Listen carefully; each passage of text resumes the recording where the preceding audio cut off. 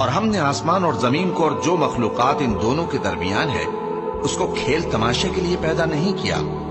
اگر ہم چاہتے کہ کھیل کی چیزیں بنائیں تو اگر ہم کو کرنا ہی ہوتا تو ہم اپنے پاس سے بنا لیتے، نہیں بلکہ ہم سچ کو جھوٹ پر کھینچ مارتے ہیں تو وہ اس کا سر توڑ دیتا ہے اور جھوٹ اسی وقت نابود ہو جاتا ہے۔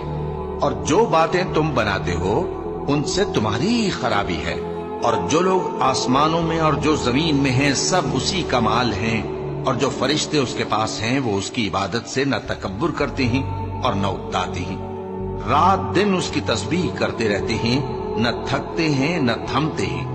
بھلا لوگوں نے جو زمین کی چیزوں سے بعض کو معبود بنا لیا ہے تو کیا وہ ان کو مرنے کے بعد اٹھا کھڑا کریں گے؟ اگر آسمان اور زمین میں اللہ کے سوا اور معبود ہوتے تو زمین و آسمان درہم برہم ہو جاتے۔ جو باتیں یہ لوگ بناتے ہیں تو اللہ جو مالک عرش ہے ان باتوں سے پاک ہے۔